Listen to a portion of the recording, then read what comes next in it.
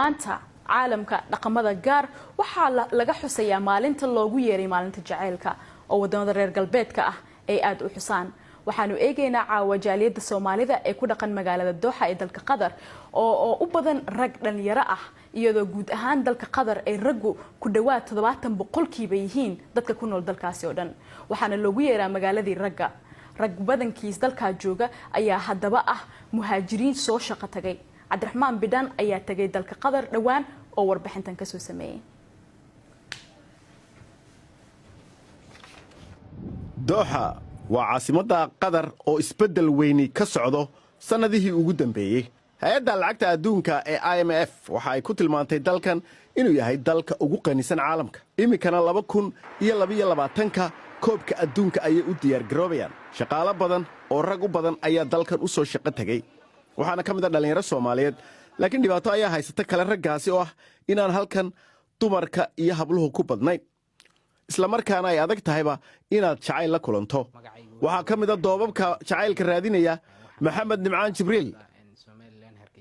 horta kalidu ma fiicno, nolosha waxay ku fiican tahay markastaba lamaane inaad yeelatayna waa wax qurux badan oo maaragtay farxadna ku soo kordhinaya, wanaagna ku soo kordhinaya.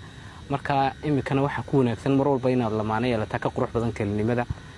waana rajaynaynaa inaan maaragtay aan noqdo dad qof lamaane oo nolol samaysta oo nolol garanaysa yeesha haddii la yidhaa. laakiin horta kelinimadu dee nooc walba way leedahay. haasaawaa qosol igama soo marin sida caadigeedu baan u haasaawaa, dhalinyarta Soomaaliyeedna u haasaawaan baan u haasaawaa. dhalinyaro badan ayaa dalalkooda dib ugu noqda oo halkaasi ka soo guursada. Maxamed waa ragga alamintada ugu jira iyo carbiska hablihii dalka hooyo. Qatar waxa ay saameyn ku leedahay haddaba caalamka oo dhan marka ay noqoto xagga dhaqaalaha iyo xagga siyaasadaba, isla markaana ay halka jirto jaaliyad muddo dheer deganeed oo Soomaaliyeed oo iyaguna ka shaqaysta oo runtii iyaguna fursadda la siiyay shaqo aad ugu faraxsan ayaa haddana waxay tahay Qatar mid heer caalami u sii gudbaysa oo meelo badan oo adduunka laga dareemayo saameynteeda. kadib markii ay ku guuldaraysteen inay helaan jacayl ayaa rag badan miciin bideen baraha bulshada iyo khadadka la iska arko ee Skype-ka. gabdhaha qaar ayaa leh Qatar baanu ku dhalanay oo aanu joognay, raggan la sheegayana maba aragno. Zainab Yusuf waa gabadh dhalinyaro ah oo iyadu Dooxa ku dhalatay. أنا واحد نو ملاني إن هبلها كوبضان حقا يعني ما ملاني إن مضى كوبضان لأن هبليه لأن أنا تختار كان كشقيا فأنا يمكن ما شاء الله مش تختار كوكريا واحد جرا يعني ملا بدني هبلو كوا شقنا فحن أنا كنت أصلا إن هبليها شن تنسى مدد ودن بيسين إن ما دو ملاها سويرة بتل لكن ما أرجله صراحة رنطة إنه ما أرجته أنا دم حن كلي أنا ما أرج أنا مش ما أرجله رج بس إن لأن قف يمكن هبليه وشقيان وحبيبرتين مجتمعي عربتي دحقلان. dadka muhaajiriintii halkan way keeni karaan xaasaskooda laakiin waa inay buuxiyaan shuruudaha dawladda. dawladda Qatar ayaa dhawaan soo saartay sharciyo dadka soo galootiga ah kor loogu qaadayo noloshooda iyo xaaladahoodaba.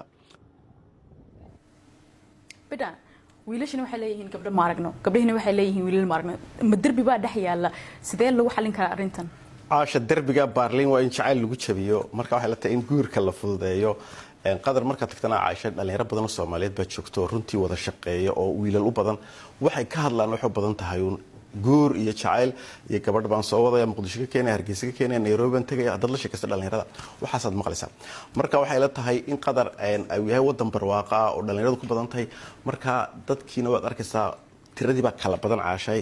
marka tiradu kala badantahay kulli xiisa keenta dhaqankii conservative-ka adka ee carabtina uu yaala meesha iyo diintii. laakiin aniga waxay la tahay muxuu yahay Bidhaan sidee la isugu keen karaa halkan aniga waxay la tahay in la fududeeyo guurka oo imka dhalinyaro badan wax ka caawdaan shuruudo badan la isku xidho amaba runtii dhalinyaradii la soo diido inay isku guursadaan marka qaarkood. marka waxay la tahay in guurkii jacaylkaba oo laga qaado.